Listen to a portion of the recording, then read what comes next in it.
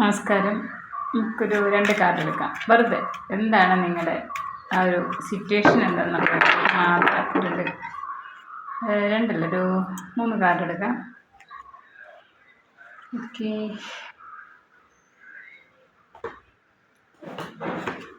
First card വന്നത്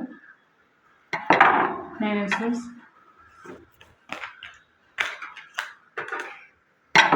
6 of Swords,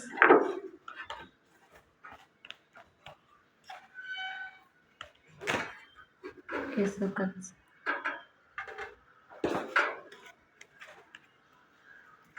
bottom വന്നിരിക്കുന്നത് 3 of Swords. അപ്പോൾ കൂടുതൽ സോഴ്സിൻ്റെ എനർജിയാണ് കാണിക്കുന്നത്.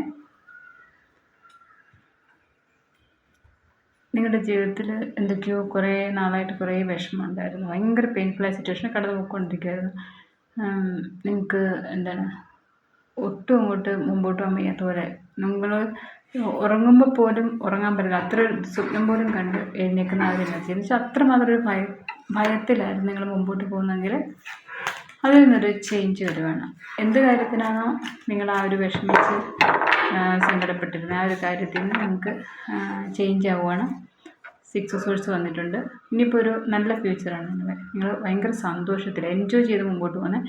ഈ ഭയമൊക്കെ മാറിയിട്ട് നല്ല എൻജോയ് ചെയ്താണ് ഇനി നിങ്ങളുടെ ജീവിതം നിങ്ങൾ മുമ്പോട്ട് പോകുന്നത്.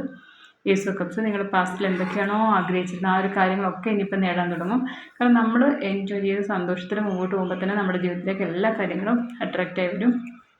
അതുകൊണ്ട് എല്ലാവരും ഭയമൊക്കെ മാറ്റിവെച്ച്, എന്തെങ്കിലും കാര്യത്തിൽ കൺഫ്യൂഷൻ ഉണ്ടെങ്കിൽ അതൊക്കെ മാറ്റിവെച്ച് നല്ലൊരു സന്തോഷത്തിൽ എപ്പോഴും പോസിറ്റീവാക്കി വെക്കുക. നമ്മുടെ മൈൻഡും നമ്മുടെ ബ്രെയിനും ഒക്കെ എപ്പോഴും പോസിറ്റീവാക്കി വെക്കുക.